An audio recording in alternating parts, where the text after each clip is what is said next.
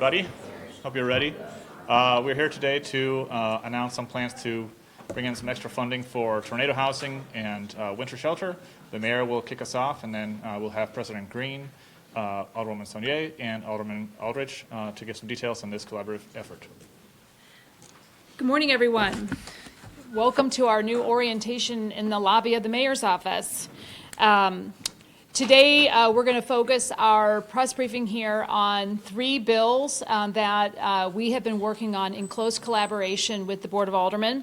As you all know, providing shelter during winter is a key responsibility of government systems and of the city of St. Louis. And in the past, I've been critical when the city has failed to live up to its responsibilities, and I am committed to ensuring that we do better. Getting our most vulnerable neighbors safely through winter is currently the top priority of my administration, and I've made it clear to my team that I will move heaven and earth to make sure that we are providing safe shelter for folks in need this winter. It's a huge lift because the tornado means that many more St. Louisans are more vulnerable than have been in years past, but we are committed to getting this work done. I'm grateful to the many partners in this work. Of course, the city of St. Louis does not by any stretch do this alone. We could not do this alone. There are thousands of St. Louisans and organizations that are a major part of this work. We also have dedicated staff here in our city that led by Director of Human Services, Dr. Adam Pearson, who work in close coordination with the continuum of care and the organizations represented by that set of organizations that do a tremendous amount of work, and of course, the hundreds of volunteers who on a regular and daily basis are ensuring the safety and well-being of our unhoused community. So as I mentioned, we are working closely with the Board of Aldermen to make some of the biggest investments in winter shelter that I believe our city has ever seen in light of what I believe to be the biggest need in shelter that our city has ever seen. To that end, I'm pleased to be here today with members of the Board of Aldermen, including the president of the board, our Chief Recovery Officer Julian Nix, Chief Operating Officer Colonel Ben Johnson, Dr. Pearson, and several others here to present these 3 critical bills that will allocate $13.7 million in additional funds to support tornado housing and winter shelters. I want to thank my staff, including Chief of Staff Casey Milberg, for doing an enormous lift in drafting these bills. But of course, working closely with the Board of Aldermen, their priorities aligned with ours to get this work done.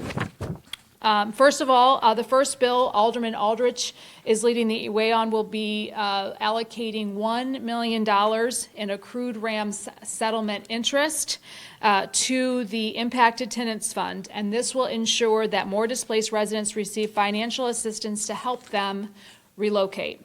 The second bill, led by Alderwoman Saunier, she is sponsoring a bill that will provide $3.36 million in accrued RAMS interest that will enable rapid activation and operation of additional shelters, winter shelter facilities, extend hours in existing shelters, and fund procurement of necessary supplies and services at new and existing shelters. It will also fund transportation to shelter and outreach efforts, the warming buses that we have come to recognize as a critical part of serving our unhoused to be able to get to safe indoor spaces. And finally, a bill introduced and led by Alderwoman Clark Hubbard taps, and this is somewhat unprecedented, $9.3 million in a one-time surplus from the general reserve funds. These are funds that were the excess funds from last year's budget for the purpose of supporting winter-related emergency housing, home repair, sheltering, and rental assistance, and other needs critical for the unhoused community, and rehousing our residents impacted by the tornado. Alderman Clark Hubbard could not be here today due to a family emergency, but I wanted to take a moment, since she will not be able to speak here, just to thank her for her leadership on this and being a tremendous champion and advocate for not only her constituents, but all city constituents impacted by the tornado. Combined, these three bills total $13.7 million that we're adding to what has totaled about $93 million in funds that we have allocated or already spent on tornado relief. This brings our total of spent and allocated funds well over $100 million. We know this is still not enough, but it is a very considerable investment on the part of the city because we believe very strongly and are committed to the recovery of our residents following the May 16th tornado. And with that, I just want to point out one of the aspects of the bills is that we, in recognizing how long it typically takes to get funds out, have included some emergency procurement protocols so that we can, working with the Board of Aldermen, expedite the funds as quickly as possible.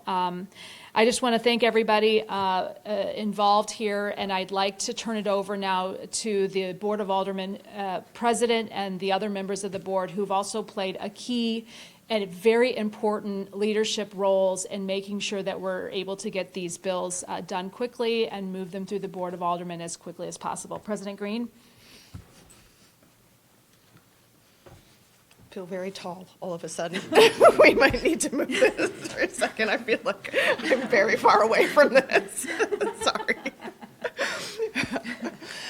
At last night's budget hearing, for those of you who could attend, we heard from residents who share our concern for our unhoused and unsheltered neighbors in our city. Every year, this city faces a shortage of available beds, and shelter space puts already vulnerable individuals and families at greater risk.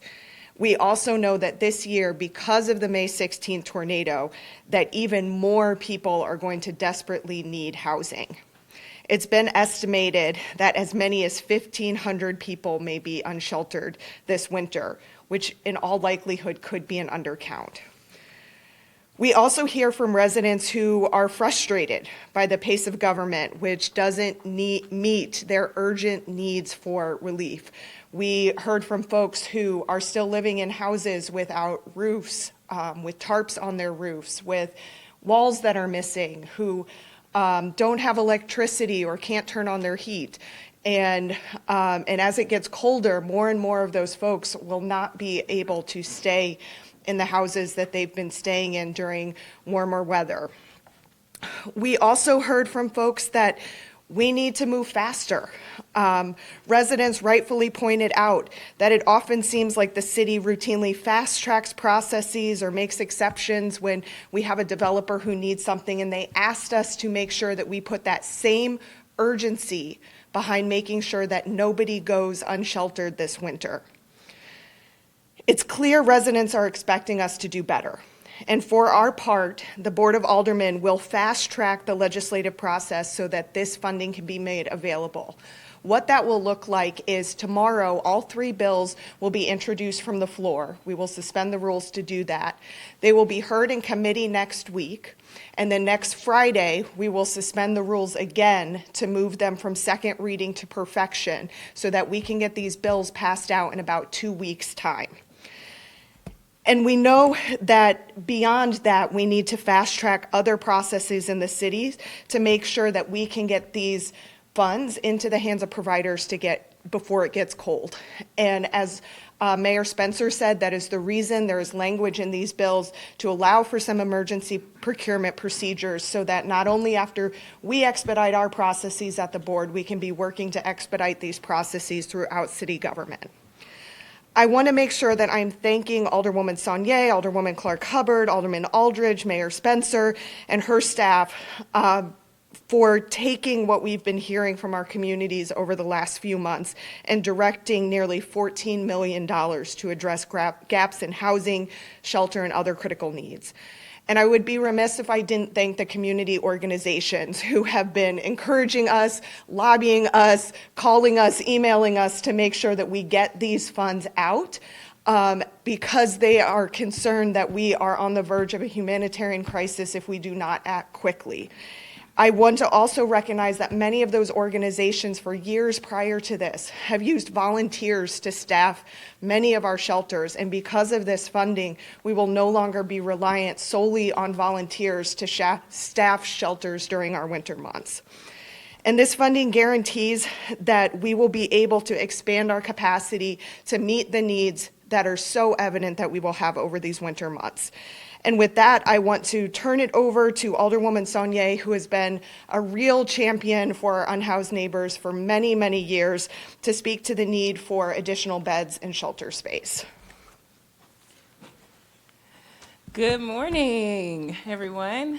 As we approach one of the harshest winters in recent memory, we must face a difficult truth. For too many of our St. Louis residents, they will not have a warm and safe place to sleep, and so what you see in front of us is a genuine effort for all of us to act in collaboration and to do so right now. As shared by the mayor, I will be introducing a board bill that dedicates the remaining RAM settlement interest funds towards keeping our unhoused neighbors alive and supported during the cold winter months. This is not just a funding bill, it's a lifeline. I've been meeting directly with the shelter and outreach providers who do this work every single night. This is what we all know to be true. Our support system needs more warming beds and warming sites, transportation and access to flexibility to those funds, and flexibility in the emergency funds for overflow capacity and sustained support for the outreach workers who show up no matter the weather. This legislation hopes to reflect that feedback and incorporate the expertise from the bottom up, not the top down. We know that a single night without shelter and sub-freezing temperatures can mean the difference between life and death. We also know that emergency shelter is just one step in the larger pathway towards stability, housing, and dignity. But if we don't keep people alive this winter, they will never have that chance. This isn't a final step. This is merely a first step of many on a long road through winter. As we proceed through the legislative process, I encourage all residents to stay engaged, stay active, and hold your elected leaders accountable. Community accountability is a partnership. It's what keeps the work honest, transparent, and focused on outcomes that matter. Warming beds, open doors, and save lives. This bill ensures that providers are equipped, our unhoused neighbors are protected, and the City of St. Louis stands behind the values and compassion and responsibility. This is our moral test as a city, and this test must be urgency, humanity, and action. I think what should also really be highlighted today in our efforts is that all three of these bills are meant to work in tandem with each other. I hope that the many residents who are living in their homes right now without walls, without roofs, I hope that you can see that we are working together. We are putting our issues to the side and focus on what's most important. I really want to thank the mayor's office and all of her incredible staff for the work that they've done, for the many meetings, for the many calls, and especially doing an unprecedented move with pulling resources from the reserve, which is not something I've observed since I've been here. And I also want to thank President Green for her offices and their incredible staff of sitting through this process and doing this advocacy, and Alderwoman Shameen Clark-Hubbard, and Alderman Aldridge, and many of my other colleagues, some of which don't even live in impacted areas, but are highly concerned about our residents, because we understand that in order for the city to thrive, it truly does have to be all of us. Thank you. I would love to actually have that. You like my box. I mean, we're about to. Good morning, everybody. First off, I want to say I think what you're seeing right here with the collaboration of the mayor's office, the president, and Alderwoman Saunier and Clark-Hubbard is very historic. May 16th not only changed many lives, it changed the city. It was a tornado that nobody was ready for, was not prepared, and as we heard yesterday in the community, clearly is not moving fast enough. And I want to let everybody know who has been impacted by the tornado, we do hear you. And that's why today you see historic pieces of legislation being introduced this Friday. I'm honored to be able to introduce a board bill that will tap into the RAM's interest money of $1 million to go to Impacted Tenants Fund. Impacted Tenants Fund has been legislation that this board and mayor has supported over several years, and this year we're making a historic investment by adding $1 million from the RAM's interest into this fund. As people are still looking for housing and potentially need to relocate, we also want to make sure that we are supporting them in that process too. These monies would be able to be used to help people relocate if they do not have funds to be able to do it on their own. One thing that we know is a lot of people that was impacted in the tornado already didn't have much. Over in North St. Louis has already been deeply disinvested. And the more resources that we can do as a city of St. Louis, we must and we will.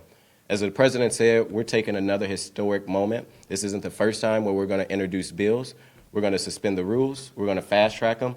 We're going to hopefully get it voted out in the following weeks because we understand that these resources need to touch the ground immediately, especially the two bills that Alderwoman Tanya and Alderwoman Clark Hubbard is covering. We know that the city of St. Louis, when it comes to our winter months and winter planning, is behind. And I want to thank Mayor Spencer for being proactive. As Alderwoman Tanya said, tapping into reserve is not a common thing. But I think everyone understands that we have to make sure, especially in this precedent moment, that not only we keep people in their homes, but we save lives. Probably about a year ago, we remembered somebody died not too far from here, right outside City Hall. And we can't afford that to happen. And I just want to thank the mayor's office. I want to thank Casey Milbrook, Chief of Staff. I want to thank President Green, Janika Hayden from the President's office, Christina Gramindia, Julian Nix. Oh, I was getting to Julian. Julian Nix from the Office of Recovery, who's worked very closely with the Board of Aldermen during the budget process as we've been holding monthly meetings as the budget chair. Alderwoman Sanye, who has been a staunch advocate for making sure that we change the way that we do policy for our unhoused. Our Director of Human Services, as well as our Director of Operation, Mr. Ben and Mr. Adam Pearson, who has also been very essential in this time and have continued to have their doors open. Again, this is collaboration between the executive branch and the legislative branch in the President's office, because we do understand that we must move fast while government moves slow, and we're working to do everything possible, and I'm honored to be part of this, and I hope residents see that we are trying, and we do need to do better, but we are trying. Thank you.